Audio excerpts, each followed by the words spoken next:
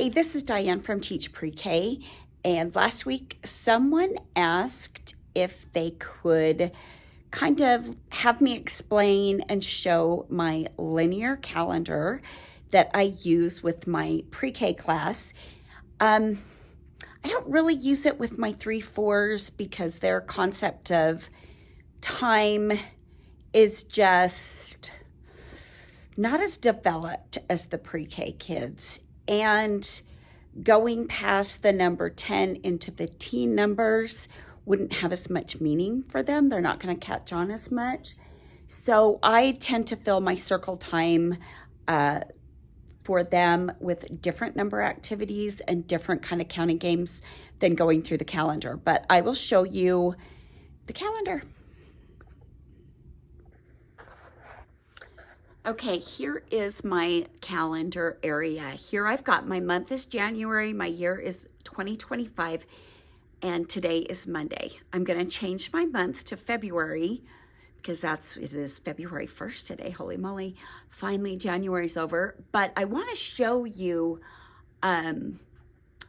how we got to where we are. I accidentally took off a few numbers before I did this video.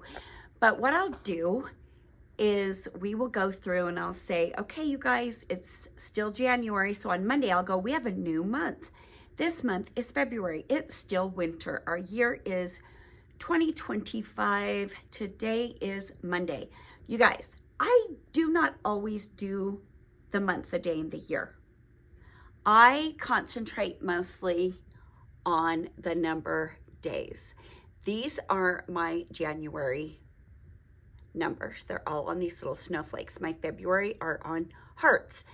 But we will start with the first day of the month being the 1st. So let's say I was coming back to school on the 3rd, and the 3rd would be Monday. So before that class periods would start, I would put the 1 and the 2 and the February up. And I'd say, hey, look, we're starting a new month. Last month we had January, now we're in February. The first day that you were home was the 1st. Yesterday, when you were home, it was the 2nd. And then I would say, I'd have a couple of numbers, and I would go, so what does that make today? And they would say the 3rd. And I will usually hold up a number that's not the 3rd, and I'll go, okay, is this what it means to be the 3rd? Is this the number 3? No. Is this the number 3? Yes. And I would put that up and we would count 1, 2, 3. And we would do that all the way to the end of the month. And I wanted to do some little headers of home, school, home. But I'm okay with it being just like this. That's something I might think about for the coming year maybe, or, I don't know. Sometimes I just change things midstream. But we would get through the week. So next week, Monday's the 3rd, Tuesday's the 4th, Wednesday's the 5th, Thursday's the 6th, the 7th. I'd put up the 8 and 9. We would count all those days and I'd go, so what number day will today be? And they always say 10. And then we start getting into these teen numbers. And it's by doing the calendar that they get the sequence of these teen numbers up to 20, but they also get to see what it looks like. And I try my best to explain that the 1 means 10 and the second number would be 2 more. So the 1 means 10 and the other one in 11 means 1 more than 10, 2 more than 10, 3, 4, 5, and so on. And then we get here and it means 2 10s. 2 10s plus 1, 2 10s plus 2, 2 10s and 3 more, 2 10s and 4 more, 2 10s and 5 more, on and on until we get to 30, and then that means 3 10s. So seeing the numbers and saying the numbers as we're looking at the numbers in sequential order helps learn the sequence, which is important. Usually they can learn the sequence by rote before they actually know what the numbers look like and what the quantity means. But then we'll go, that means, like if it was the 4th, I'd say that means we have 1, 2, 3, 4 days. This means we have 5 days, 6 days, 7 days. So you can teach so much math with a linear calendar. And it's so great because they see those numbers on a line getting one bigger, and they start to understand that the sequence means one more day in the month. So I hope that makes sense. But I guess I should tell you why I don't do a standard grid calendar. You can teach the kids the days of the week, and you can teach them yesterday, today, and tomorrow.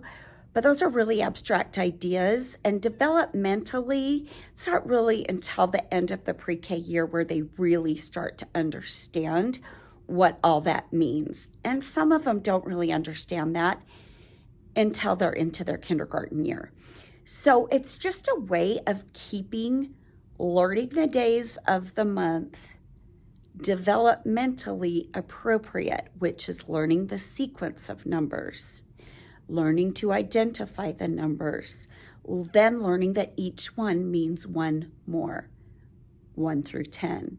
Then how you start teaching 11, 12, 13, 14, that's up to you. I mean, there's lots of different ways to do it, but it always makes sense to get that base 10 in, that this means 10 plus 1 more, 10 plus 2 more. This means 2 10s, 20. So it starts making that 2 on 20 makes sense, that 3 and 30 makes sense. And then they'll see those patterns developing, and it will help them so much more than the grid calendar, which it just doesn't make sense to them. The fact that, we start it with Sunday, we end it with Saturday, they'll catch on to that. We all catch on to the concepts of time, but why not make your calendar be more about learning the numbers in a developmentally appropriate way while you're teaching a concept of time? Does that make sense? I hope so. Just one more little calendar thing before I sign off. I don't want to discourage anyone from teaching the days of the week, teaching the Sunday, Monday, Tuesday, Wednesday, Thursday, Friday, Saturday, or Monday, Tuesday, Wednesday, Thursday, Friday, Saturday. There's so many great songs. We know that teaching a sequence is going to stick first. We teach a number sequence, that sticks first. We teach the alphabet song, and that sequence sticks first. We teach, numbers 1 through 10, whatever, that sequence is going to stick first. So we can teach the days of the week, and sorry if I repeated myself, because learning that sequence is really important. It's our first step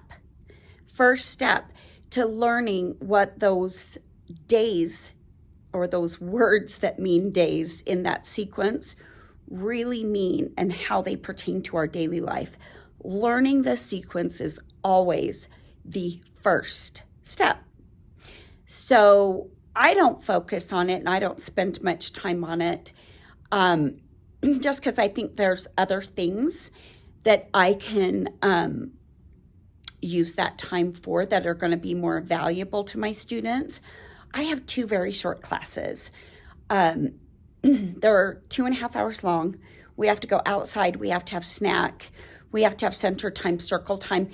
It's a lot to try to fit in. So I have to be really choosy about what I choose to focus on and what I put as a priority for learning. And I just don't put days of the week as a priority, but I don't by any means want to discourage anyone else from teaching that sequence, because eventually it will mean something to them. We all know they can come to us and know the letters of the alphabet, but that does not mean they know what letter A is, letter B is, letter C is. They couldn't pick them up out of a lineup, right? Same with the numbers. They could count to 100, but it doesn't mean they could pick out 78 when they saw it, right? So think of it that way. It's a good first step. So thanks for coming to my calendar TED Talk. I got to get February up there and get everything changed to start my next week.